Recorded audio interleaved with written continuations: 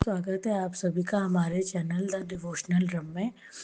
इस वीडियो में मैं आपको भगवत गीता का 12वां अध्याय का वर्णन सुनाऊंगी। आइए शुरू करते हैं। श्री गणेशाय नमः। राधे राधे। भगवत गीता अध्याय 12। अर्जुन ने पूछा, जो भक्त सदैव योग युक्त हो आपकी उपासना विधि पूर्वक करते हैं और वे पुरुष जो ब्रह्मा को भेजते हैं, इन दोनों में कौन श्रेष्ठ है? श्री भगवान बोले, जो मुझ में मन लगाकर श्रद्धा पूर्वक मुझे भजते हैं वे उत्तम योगी हैं, और जो इंद्रियों को संयम कर स्वस्थ समदृष्टि रखकर प्राणियों के हित के में लगे हुए अकथनीय अव्यक्त सर्वव्यापी अचिंत्य निर्वाकर अचल ध्रुव अक्षर का भजन करते हैं, वे भी मुझे प्राप्त होते हैं। अव्यक्त में जिनका चित्त लगा हुआ है वे कष्ट अधिक पाते हैं, क्योंकि अव्यक्त गति को प्राणी कष्ट से पाते हैं।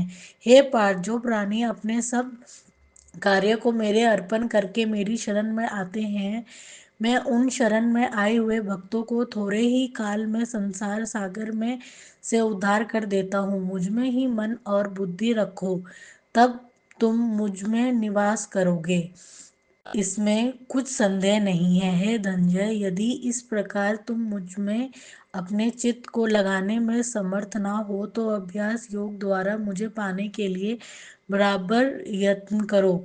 यदि अभ्यास भी ना कर सको तो मेरे उद्देश्य से वर्त करो।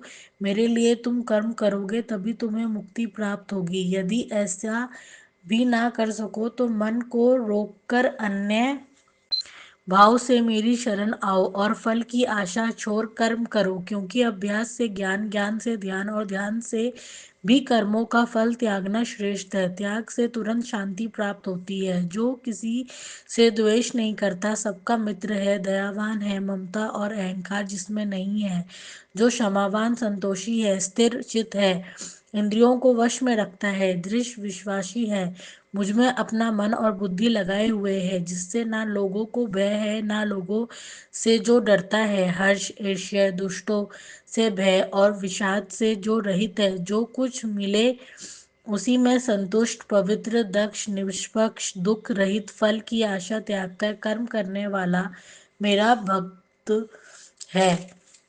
वो मुझे प्रिय है। जो लाभ से प्रसन्न हो, किसी से द्वेष ना करे, भली बुरी वस्तु पाने का हर्ष शोक ना करे, शुभ और अशुभ इन दोनों में त्यागी हो, जिसे शत्रु मित्र, मान अपमान, सर्दी गर्मी, दुख सुख समान है, जो वासना से रहित है, निंदा तथा स्तुति को समान जानता है, वचाल नहीं है, जो यह नहीं समझता कि यह मेरा घर है, वो मेरा प्यारा है, जो मुझ में श्रद्धा करके मुझे मानकर इस अमृत के समान कल्याणकारी धर्म का आचरण मेरे उपदेश के अनुसार करते हैं, ऐसे भक्त मुझे आध्यात्मिक प्रिय हैं।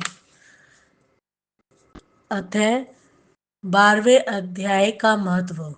श्री भगवान जी बोले, हे लक्ष्मी जी, अब 12वें अध्याय का महत्व सुनो। दक्षिण देश में एक सुखानंद नाम का राजा रहता था। उसी नगर में विमित नाम का एक लपट रहता था। एक गणिका से अधिक प्रीति थी। वे दोनों एक देवी के मंदिर में जाकर मंदिरापान और मांस भक्षण किया करते थे। जो कोई पूछे कि तुम यहाँ क्या करते हो तो कहते, हम यहाँ देवी की सेवा करते हैं। उसी मंदिर में एक ब्राह्मण भी देवी की सेवा करता था। एक दिन उसने देवी की स्तुति की। देवी प्रसन्न हुई और कहा कि वर मांगो, जो मांगोगे सो दूंगी। उसने धन व संतान सुख मांगा। देवी ने कहा, हे ब्राह्मण, तुमने जो कुछ मांगा है सो सब तुम्हें दूंगी, पर पहले इन दोनों का उद्धार कर ले। तब ब्राह्मण ने नारायण जी का तप किया। भगवान जी प्रसन्न हुए और गुरूर पर चढ़कर आए।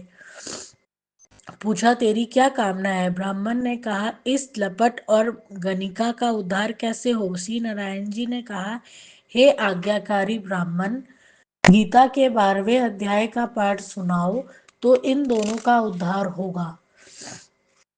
तब ब्राह्मण ने गणिका और लपट को बैठाकर गीता के 12वें अध्याय का पाठ सुनाया। सुनते ही दोनों की देह छूटी और दोनों बेखुंड हो गए। देवी प्रसन्न हुई और कहा, हे ब्राह्मण, आज से मेरा नाम वैष्णवी हुआ। इस पाठ को सुनते ही ऐसे कुकर्मी तर गए हैं। इससे प्रसन्न होकर इस नगरी का राज्य मैंने तुझको दिया। वह विप्र घर गया। उस राजा के संतान नहीं थी। राजा उस विप्र को बुलाकर राज्य देकर तप करने को गया। विप्र राज्य करने लगा। श्री नारायण जी ने कहा, हे लक्ष्मी, यह सब 12वें अध्याय का महत्व है। इससे आगे की वीडियो के लिए हमारे चैनल के साथ बने रहें। धन्यवाद। राधे राधे।